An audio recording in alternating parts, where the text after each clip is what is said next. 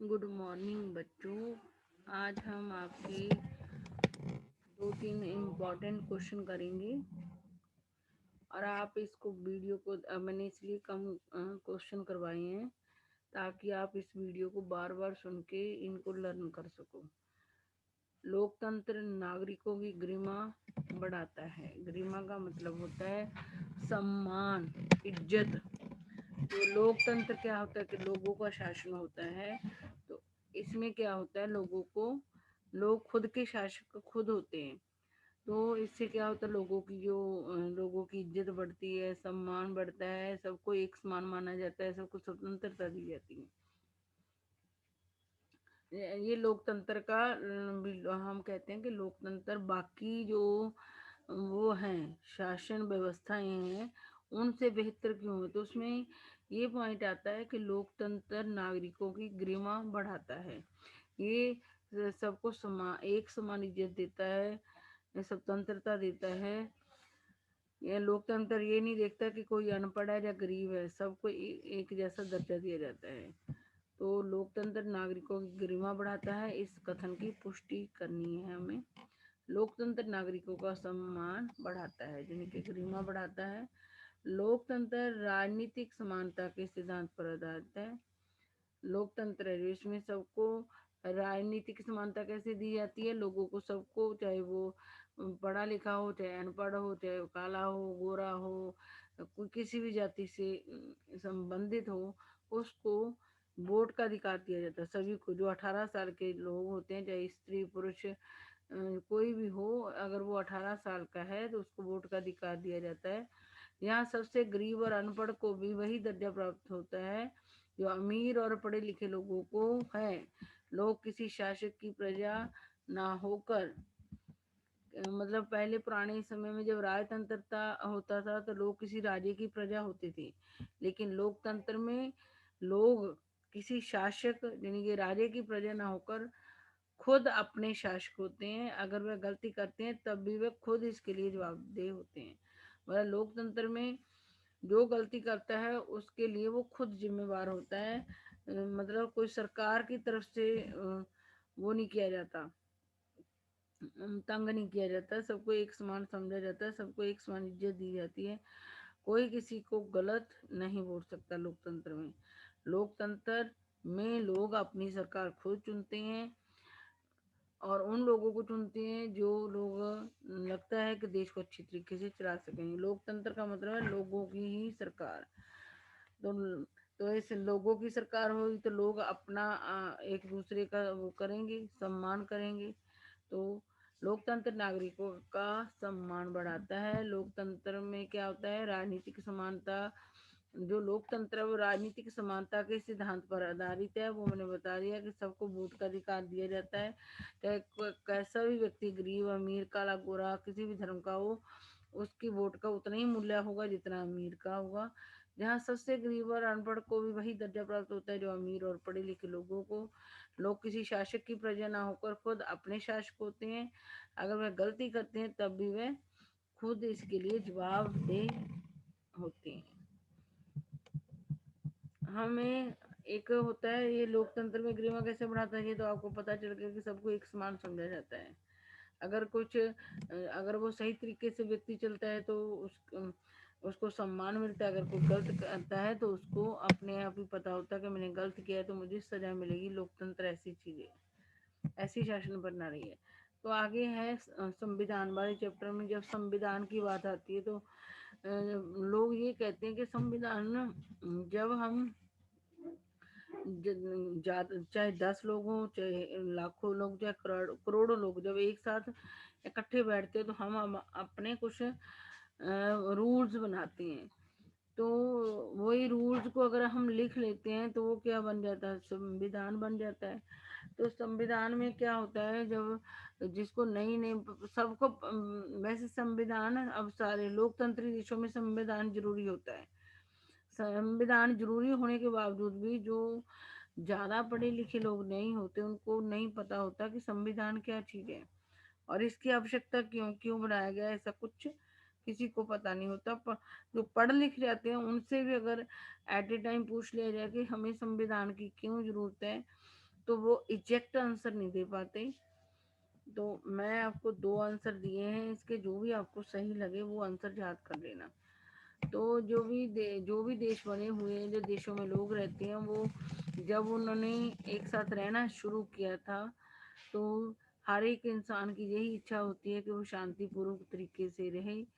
तो जब लोकतंत्र आया तो सभी लोगों ने जब एक साथ शांतिपूर्वक तरीके से रहने के लिए कुछ समझौते करे, यानी कि कुछ अपने लिए कानून या सिद्धांत बनाए कि हम इकट्ठे रहते हुए इन कानूनों और सिद्धांतों का पालन करेंगे, तो ये समझौता या कानून बनाना आसान नहीं होता।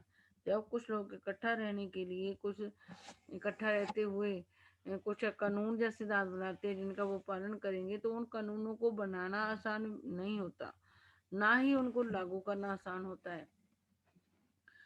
लागू करना भी कठिन होता है। इसे लागू करने के लिए पहली जरूरत ये होती है कि अगर लोग एक दूसरे पर भरोसा करते हैं, तो ही वो मतलब जो नियम या कानून बनाते हैं उनका पालन करेंगे। सबसे पहले जब लोग इकट्ठा रहना शुरू करते हैं तो उनका एक दूसरे पर भरोसा करना जरूरी होता है। फिर ही जो उनके द्वारा कानून बनाए जाते हैं वो बनाकर उसका पालन कर सकते हैं और लागू कर सकते हैं। अगर वह एक दूसरे पर भरोसा भी कर लें, तो फिर अगर सभी लोग एक दूसरे पर भरोसा भी कर लें, तो कई बार ये भी इस बात की कोई गारंटी नहीं होती कि वो भविष्य में इन कानूनों का पालन करेंगे और तोड़ेंगे नहीं।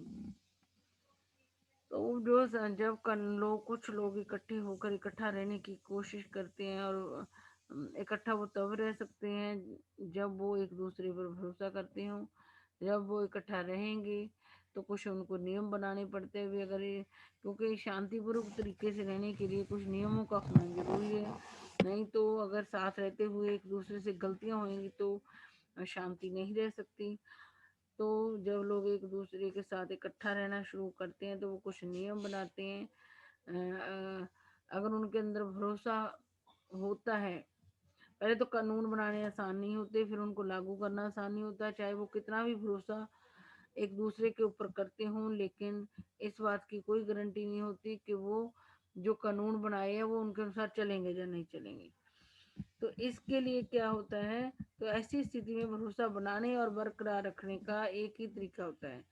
अब सबने इकट्ठा रहना है, शांतिपूर्वक तरीके से रहना है, तो अगर वो ऐसे ही कानून बना लेते हैं बोल के, तो उनको फिर ये डर होता है कि क्या पता फ्यूचर में लोग इन नियमों को मानेंगे या नहीं मानेंगे। तो फिर पूरा पक्का भरोसा करने के लिए, एक दूसरे पर पक्का भरोसा करने के लिए वो क्या करते हैं, भी उनका भरोसा बना रहे और बरकरार रहे भरोसा एक दूसरे पर। जो ये उन्होंने समझौता किया होता है या कानून बनाए होते हैं उनको वो लिखित रूप में ले लिया जाता है।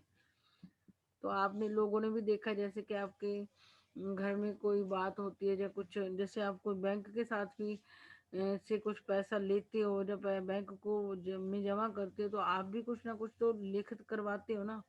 अगर जहाँ हम किसी व्यक्ति के पास अपने पैसे जमा करवाते हैं या किसी व्यक्ति से उधार लेते हैं, क्या क्या वो आपको जैसे आप मुंह से बोल के कहते हो उस पर विश्वास कर लेता है? नहीं, वो आपसे कुछ ना कुछ लिखवाता है, कुछ ना कुछ गिरवी रखवाता है। इसी तरीके से अगर बहुत सारे लोग इकट्ठा रहना शुरू करते हैं, अगर वो बोल कर नियम बनाते हैं, तो हो सकता है आने वाले समय में वो उन नियमों को ना माने, जिससे अशांति हो जाएगी।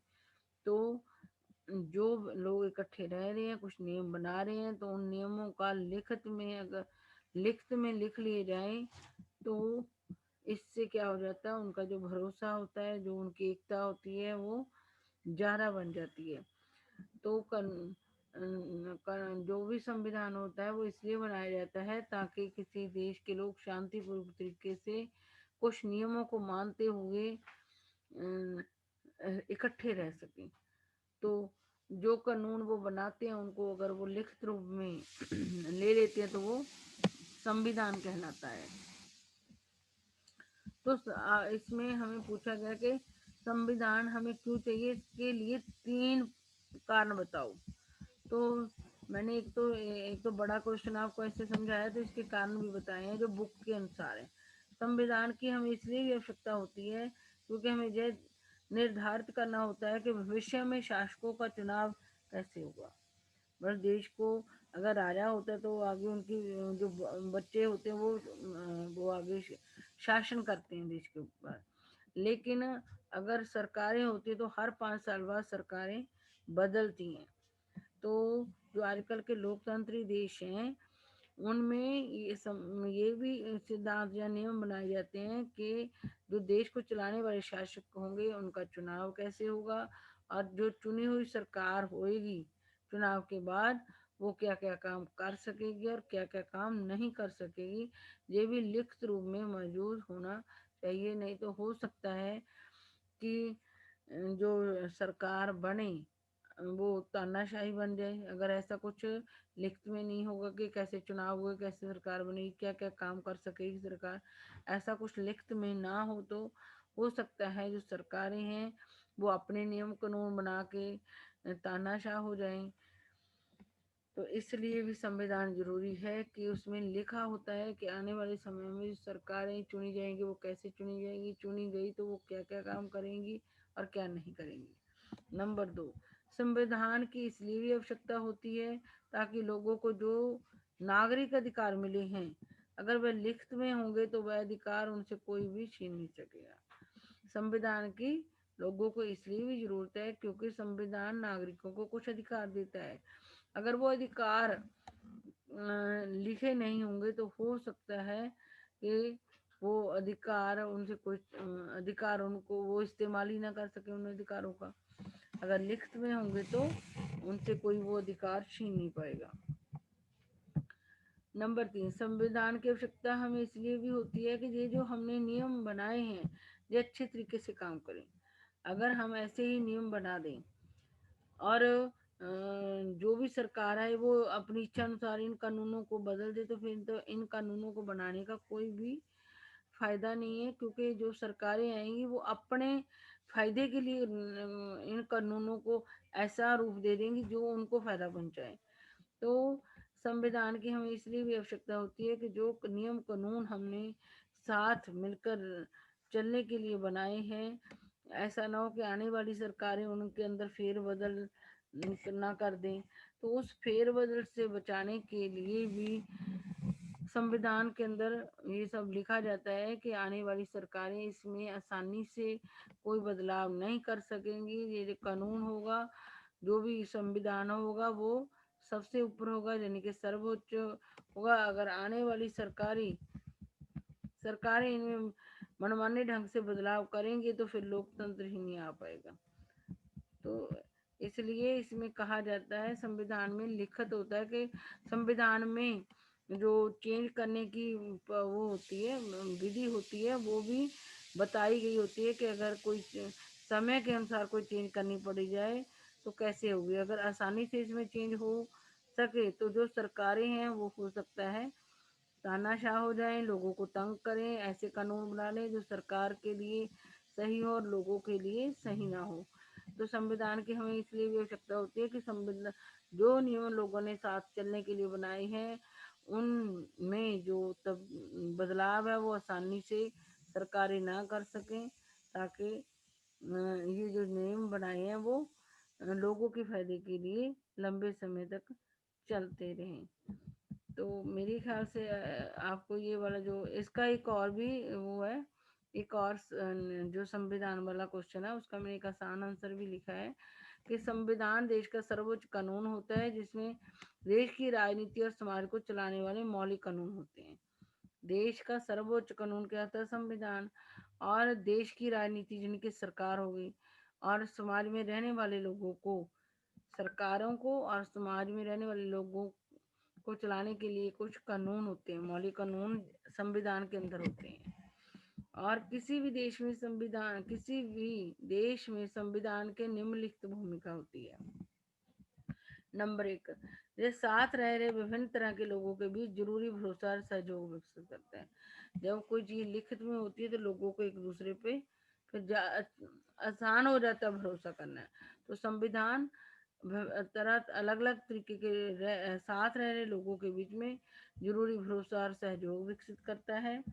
नंबर 2, जो स्पष्ट करता है कि सरकार का गठन कैसे होगा और किसे फैसले लेने का अधिकार होगा। सरकार कैसे चुनी जाएगी, जैसे मैंने बताया, और वो क्या क्या काम कर सके, क्या नहीं कर सके, उसके क्या अधिकार होंगे। तो ये आसान दे रहे। वैसे हर क्वेश्चन के आप लोगों ने 5-5 पॉइंट लिखनी है, मैंने क्लास में भी बताया है। तो आप देख लेना, जो आसान लगे वो 5 पॉइंट याद कर लेना, ताकि संविधान हमें क्यों चाहिए, उसकी आवश्यकता क्यों है, उसके अगर 5 पॉइंट हो गए तो चाहे 1 मार्क्स का जाए, चाहे 5 का जाए, चाहे 3 का, तो आप आंसर लिख पाओगे। तो एक तो जो एक साथ रह रहे लोगों ने अपने लिए नियम बनाए होते हैं, उनमें सहयोग और भरोसा विकसित करता है। नंबर 2, सरकार का गठन कैसे होगा, चुनाव कैसे होगा, और सरकार बन गई तो वो उसको क्या क्या फैसले लेने का अधिकार होगा। और ये सरकार के अधिकारों की सीमा भी तय करता है, कौन कौन से फैसले ले सकते हैं और कौन से नहीं ले सकते। और हमें बताता है कि नागरिकों के क्या, और संविधान में ही लिखा होता है कि लोगों के क्या अधिकार हैं। अच्छे समाज के गठन के लोगों की आकांक्षाओं को भी व्यक्त करता है। संविधान में जो नियम या कानून लोगों ने मिलके बनाए होते थे इकट्ठे चलने के लिए, उनसे पता भी चलता है कि लोग कैसा समाज बनाना चाहते हैं, कैसा अच्छा समाज बनाना चाहते हैं। लोगों की आकांक्षाओं को भी व्यक्त करता है संविधान। अब आ गया थर्ड क्वेश्चन। बेरोजगारी में आपको पता है कि व्यक्ति को कोई काम नहीं मिलता जिससे वो कमाई कर सके, उसी को हम बेरोजगारी कहते हैं। जब व्यक्ति काम करने को का उसकी इच्छा होती है और जब उसको काम नहीं मिलता है तो वो बेरोजगारी होती है। बेरोजगारी बेरोजगार होने की क्या नुकसान है, वो हम पढ़ते हैं। नंबर 1, बेरोजगारी से जनशक्ति संसाधन की बर्बादी होती है। आप लोगों को पता है कि जो व्यक्ति होते हैं, जहाँ वो जन कहते हैं, लोगों को हम क्या कहते हैं, जन। तो अगर कोई व्यक्ति बेरोजगार है, उसको काम नहीं मिल रहा, तो क्या हो रहा है, तो उसकी शक्ति की बर्बादी हो रही है। तो जन शक्ति संसाधन, तो हर व्यक्ति संसाधन है, जो मतलब जो भी चीज व्यक्ति की जरूरत को पूरा करती है वो संसाधन होती है।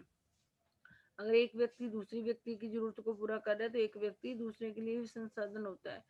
तो अगर बेरोजगार व्यक्ति कोई काम नहीं कर रहा है तो क्या है, तो वो जन है, लोग है, वो लोगों में आता है। तो इसलिए जन शक्ति संसाधन की बर्बादी होती है। जो लोग अर्थव्यवस्था के लिए पर संपत्ति होते हैं और बेरोजगारी के कारण दायित्व में बदल जाते हैं।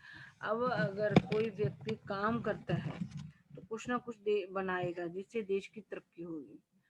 लेकिन अगर वो बेरोजगार है, उसको कोई काम नहीं मिल रहा है, तो फ्री है वो, तो क्या होएगा, अगर वो काम करेगा तो देश की संपत्ति है, पर संपत्ति है।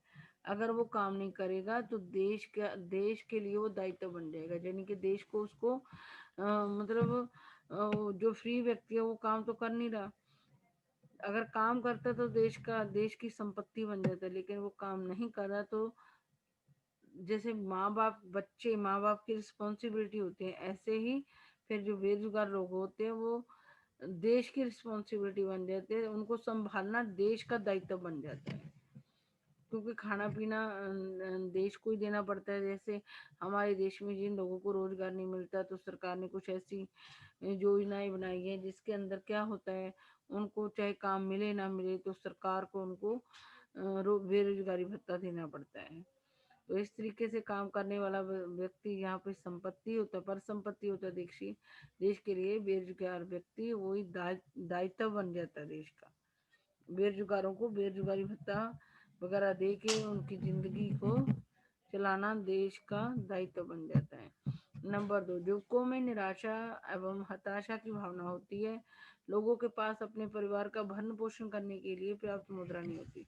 अगर व्यक्ति बेरोजगार होता है, आपको भी पता है, अगर कोई आपके घर में कोई भी ना कमाता हो तो आपको पता कितना निराशा हो। पैसा है तो हम खुश हैं, तो आस है किसी चीज की। अगर जिस भी व्यक्ति या जो नौजवान के पास काम नहीं होगा, बेरोजगार होगा, तो वो निराश होएगा, निराशा और हताशा की भावना उसके अंदर होगी।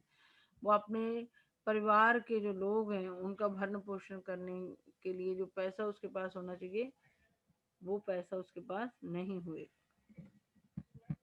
बेरोजगारी से आर्थिक बोझ में वृद्धि होती है। कार्यरत जनसंख्या पर बेरोजगारों की निर्भरता बढ़ती है। व्यक्ति के साथ साथ समाज के जीव देखो, अगर कोई व्यक्ति बेरोजगार है तो आर्थिक बोझ में वृद्धि होती है। तो वो किस पे बोझ बन जाता है? अगर बेरोजगार व्यक्ति होता है तो वो क्या बनता है? जो काम करने वाले लोग होते हैं उनके ऊपर बोझ बन जाते हैं। कार्यरत जनसंख्या का मतलब जिनको काम मिला हुआ। अब बेरोजगार व्यक्ति है, अगर एक घर में हमारे काम करना चाहता है, उसको काम नहीं मिल रहा, तो फिर क्या होगा? तो वो बेरोजगार है। और जो लोग फैमिली में कमा रहे हैं उनके ऊपर क्या बन जाता है? वो बोझ बन जाता है, उनके ऊपर निर्भर रहता है खाने पीना। उन लोगों को दे काम तो वो भी कर सकते हैं, लेकिन उसको काम नहीं मिल रहा, बेरोजगार है, तो वो कमा नहीं पा रहा है, तो उसको उन घर के उन लोगों के ऊपर निर्भर रहना पड़ता है जो कमाते हैं। तो इस तरीके से और जब बहुत सारे लोग जो काम करने योग्य हैं उनको काम नहीं मिलता, तो उनका जो जीवन का स्टैंडर्ड होता है, लाइफ स्टैंडर्ड होता है, वो भी अच्छा नहीं रहता। उनका लाइफ स्टैंडर्ड का जब पैसा कम आएगा तो जितना अच्छा लाइफ स्टैंडर्ड होना चाहिए पैसा ज़्यादा होने पर वैसा लाइफ स्टैंडर्ड भी नहीं होता। बेरोजगारी से आर्थिक बोझ में वृद्धि होती है। कार्यरत जनसंख्या पर बेरोजगारों की निर्भरता बढ़ती है। व्यक्ति के साथ साथ समाज के जीवन के समाज के जीवन की गुणवत्ता पर भी प्रभाव पड़ता है। मतलब जो व्यक्ति है वो खुद के लिए भी निराशा होता है, और जो व्यक्ति काम कर रहा होता है उसके ऊपर भी बोझ होता है, और समाज में जो लाइफ स्टैंडर्ड होता है फिर वो कम होता है। बेरोजगारी में वृद्धि मन प्रस्थ अर्थव्यवस्था का मंदी प्रस्थ है। यहाँ पे मंदी, यहाँ पे बना देती हूँ मंदी प्रस्थ अर्थव्यवस्था का, यहाँ में है। बेरोजगारी में वृद्धि मंदी प्रस्थ अर्थव्यवस्था का सूचक है। अब कहीं ज्यादा रोजगार पाए जाते, ज्यादा लोग ऐसे हैं जिनको काम नहीं मिल रहा, तो वो जिस मंदी कब होती है? मंदी तब होती है जब देश के अंदर बहुत सारी वस्तुएं बन जाती हैं, लेकिन लोगों के बाद लोग उन वस्तुओं को खरीद नहीं पाते। मंदी कब होती है? जब बहुत सारी चीजें उद्योगों में भी बन जाती हैं और कृषि द्वारा भी पैदा हो जाती है, लेकिन लोग उन चीजों को खरीद नहीं पाते। तो मंदी मंदी का बेरोजगारी तब आती है जब और वस्तुओं की हमें इतनी वस्तुएं बन जाती हैं कि और लोग उनको खरीद नहीं रहे हैं, तो फिर जब वो वस्तुएं ज्यादा हैं तो हम और वस्तुएं नहीं बनाएंगे। तो बेरोजगार जब हम और वस्तुएं बनाएंगे नहीं तो लोगों के पास काम नहीं होगा। जब हम देश के अंदर लोग बनी हुई वस्तुओं को खरीद लेते हैं तो फिर और वस्तुएं बनाने की जरूरत होती है, तो लोगों को काम मिलता है वस्तुएं बनाने के लिए। लेकिन अगर देश के अंदर वस्तुएं ज्यादा बन जाती हैं, वो लोग खरीद नहीं पा रहे हैं, तो मंदी आ जाती है, जिसके कारण अब मंदी आ गई, मतलब कि हमें और वस्तुएं बनाने की जरूरत नहीं है, तो लोगों को काम नहीं मिलेगा और लोग बेरोजगार हो जाएंगे। तो बेरोजगारी में वृद्धि मंदी प्रस्थ अर्थव्यवस्था का सूचक है, जो संसाधनों की बर्बादी भी कराता है जिन्हें उपयोगी ढंग से नियोजित किया जा सकता था। अब आपने देखा होगा कि कई बार खेतों में ज्यादा कोई चीज उग जाती है तो लोग उसको उसका जो कीमत होती है कम हो जाती है। टमाटर देखा है, कई बार दूध देखा है, तो लोग फिर जमीन पे गिरा देते हैं। तो इस तरीके से संसाधनों की बर्बादी होती है। टमाटर भी किसी की जरूरत पूरी करता है, दूध भी अगर उसकी मात्रा ज्यादा बढ़ जाए तो लोग उसको खरीदते नहीं है, और जिसका वो दूध वगैरह ना तो उसको कमाई हो पाती है, ना वो वैसे दूध और जो भी चीज है जो ज्यादा बन गई है जिसको लोग नहीं खरीद पा रहे हैं, तो वो व्यक्ति एक तो वो होता है कि बंदे को कमाई नहीं होती उससे, और वो बेकार भी जाती है। तो इस तरीके से संसाधनों की बर्बादी भी होती है बेरोजगारी के कारण, जिन्हें उपयोगी ढंग से नियोजित किया जा सकता था। अगर लोगों को संसाधन के रूप में प्रयोग नहीं किया जा सका तो वह स्वाभाविक रूप से अर्थव्यवस्था के लिए दायित्व बन जाएंगे। अगर जो लोग हैं, अगर उन लोगों को संसाधन के लोग संसाधन होते हैं, लोग एक दूसरे के लिए जरूरतें पूरी करते हैं, तो इसलिए संसाधन होते हैं। अगर जो लोग काम कर सकते हैं उनका सही रूप से इस्तेमाल ना किया जाए तो वो लोग अर्थव्यवस्था के लिए रिस्पॉन्सिबिलिटी दायित्व बन जाते हैं। मैंने आपको भी बताया, जैसे बच्चों की परवरिश करना माँ बाप का दायित्व होता है, तो इसी तरीके से बेरोजगारों का जीवन चलाना भी देश की अर्थव्यवस्था का या देश की सरकार का दायित्व बन जाता है। शिक्षित लोगों के साथ जो कार्य करने के इच्छुक और हैं, और जो सार्थिक रूप शिक्षित लोग, यही लगा लो शिक्षित लोग, लोग हमें लगा लो शिक्षित, अगर ऐसे ना समझे तो ऐसे भी लग सकते हो। शिक्षित लोग जो कार्य करने के इच्छुक हैं और सार्थक रोजगार प्राप्त करने में समर्थ नहीं है, यह एक बड़ी सामाजिक क्षति है। अगर देश के अंदर पढ़े लिखे लोगों को उन वो काम करना भी चाहते पढ़े लिखे के, और उनको सही रोजगार नहीं मिलता, तो ये भी सामाजिक क्षति है, समाज को हानि है। तो बच्चों ये तीन ही क्वेश्चन है, ये इम्पोर्टेंट क्वेश्चन है तीनों, कि संविधान की हमें क्या जरूरत है, लोकतंत्र नागरिकों की गरिमा कैसे बढ़ाता है, बेरोजगारी से होने वाली हानियां, मैंने पांच पांच आपको करवा दी हैं। तो आप अगर कोई कमी होगी तो मुझे बताना, मैं दोबारा इन क्वेश्चनों को का आंसर आप लोगों के लिए पढ़ दूंगी। तो लेकिन अगर मेरी वीडियो पसंद आई हो तो लाइक और सब्सक्राइब करना मत भूलना। थैंक यू बच्चों।